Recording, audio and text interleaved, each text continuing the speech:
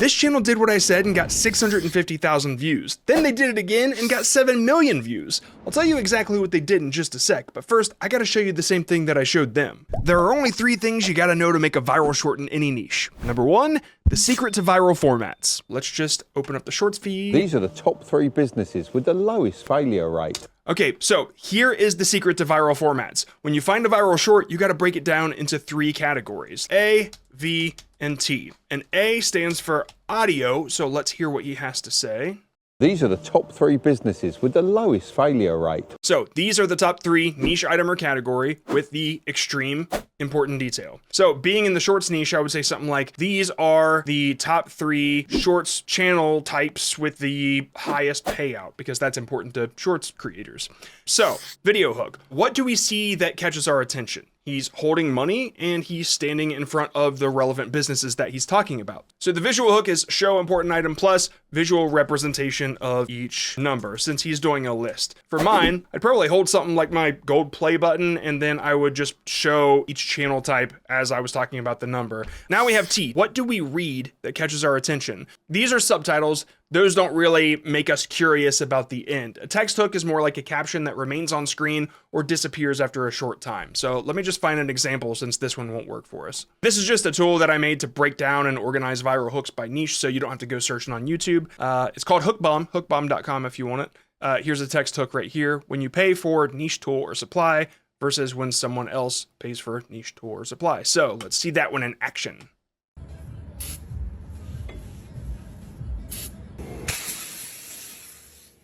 Okay, that's great. So the text, it stays up. It says, when you pay for brake cleaner. And then it makes me curious because I'm wondering what the other thing is that they're going to say. Like, when somebody else pays for it, what are they going to do, right? And so, yeah, that is a perfect example of a text hook. And as you can see, it got 14 million views.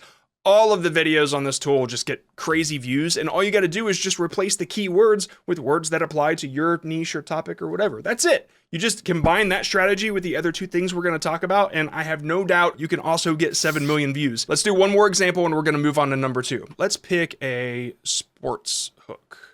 What your MTB says about you, part 2. Okay, so what your niche item says about you. Let's do that, but for Minecraft. This is what your Minecraft inventory says about you. All right, so full transparency, this guy actually did use that hook from Hookbomb, and it got him 20 times his normal views. You don't even need the tool. You can just look on YouTube for viral hooks. But I do update the tool every week with new viral hooks. I do, not AI. And you might not believe this, but it's not a subscription. Hookbomb.com, links in the description. All right, let's move on to number 2, the viral idea map. Where do we get these formats from? Now, obviously, Hookbomb makes this easy, but not everybody can be buying shit these days. I get that. So let me show you how I find hooks that I add to the tool. There are 3 layers to this viral idea map. Layer 1, search within your niche. Let's say you want to do an iPhone review. Okay, so we'll just go to tech here. Again, you can just search on YouTube, and we'll look for something like a product. This old laptop is one of the most insane builds that I have ever seen. Okay, so this new iPhone is one of the most insane pieces of technology I've ever seen. Or something like, this new iPhone has one of the most insane upgrades I've ever seen. I got some really good Minecraft and Roblox examples of this because they're both in the gaming niche, but we'll talk about that later. So layer 1 was inside your niche. So layer 2 is your neighbor niche. A neighbor niche is a channel type that shares a similar trait as yours, so it's easier to use their viral hooks as templates instead of doing the same thing as your competitors. So let's say we have a construction niche. We want to find a neighbor niche, so let's start thinking about the things we do in our videos. We work with tools, we work on projects, maybe we look into some DIY project stuff, maybe some 3D printing or something. Let's do this one as an example. I paint all of my fruit trees, which I admit sounds insane, but there's a very specific reason. If you ever Okay, so the angle of this hook is, I do weird thing. Sounds crazy, but it's about to make sense. So what's a weird thing that we can do in the construction niche that makes sense once it gets explained? Something like, I only ever buy pink tools, right? Sounds crazy, but there's a reason why. And then you could explain that tools get stolen all the time on your job site, but nobody ever steals pink tools, something like that. And then of course, there is the visual hook of this video, which is just him painting a tree. So the close-up of the mysterious action with the pink tools would just be like drop a tool bag and open it and there's a bunch of pink tools, right? You show the mysterious thing. Another niche, Fortnite, all right? I won't drop anywhere but Humble Hills. I know it sounds stupid, but there's a reason. Or you could say, I only ever use this dumbass loadout. I know it sounds crazy, but there's a reason. Now, Fortnite and construction don't really share similar traits as niches. So what just happened there brings me to the next point. You started in your own niche, then you moved out to neighbor niches. Now we're at multi-niche. This is looking in niches that are totally different from yours. The further away you look, the more unique your idea will be, because nobody will think to do that. And this is exactly what that Minecraft creator did with that sports hook from hookbomb.com. And when I started Hookbomb, that was the point, to open creators' minds to getting viral ideas from places they wouldn't normally think to look, or even more important, and this is why I use it, because YouTube won't show you stuff that you don't normally watch. So if Bitter here never watched biking shorts, that biking shorts about biking, then he never would have gotten inspiration that 20 timed his views. Let's do another multi-niche example. I actually made a button for this purpose, multi-niche, and we'll just do the first one. Man, I can't figure this out. How to center a div. Oh, okay. Man, I can't figure this out. How to center a div. Oh, okay. So he does coding for 1 month, he searches one thing, and then coding for a year, and he searches the same thing because he forgot it or he has to do it all the time. So based off of that hook template, I wrote one about my cats.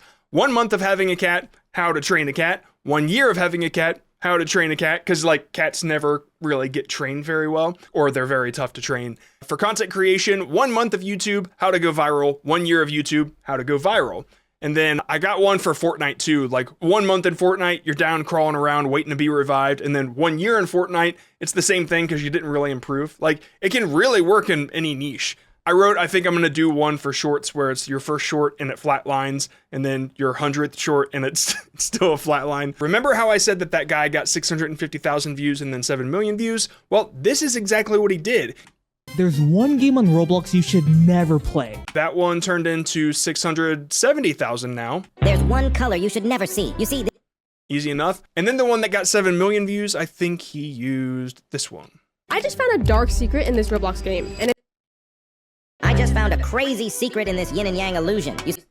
They actually got more views than the hook from Hookbomb that inspired it. Seriously, it's just that simple. All they did was they found viral hooks and they broke them down to work for their niche. But here's what they didn't do. And this is the third thing you gotta know to make viral shorts in any niche. We're gonna call it the slop checklist. 1, they didn't steal content. 2, they didn't ask AI for video ideas, which is usually where those Roblox rants come from. 3, they didn't use some tool that steals TikToks and adds subtitles and an AI voiceover. You know, what's your part in that, by the way? If you're using those, what do you even, just upload? Is that all you do? Does the tool do that for you too? Like, if those tools worked and YouTube monetized that content, why would they even need people to buy it? Subscribe to it. Not every tool can be a one-time purchase. Success starts in here, and there are plenty of gurus that want to tell you the next viral idea that'll make you rich, but you won't get that from me, because I'm not your fucking slop guru.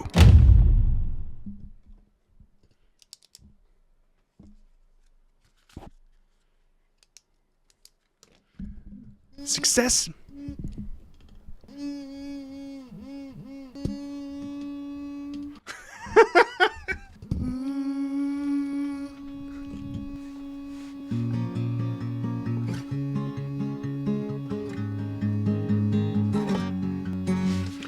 I'm not your slop guru anymore.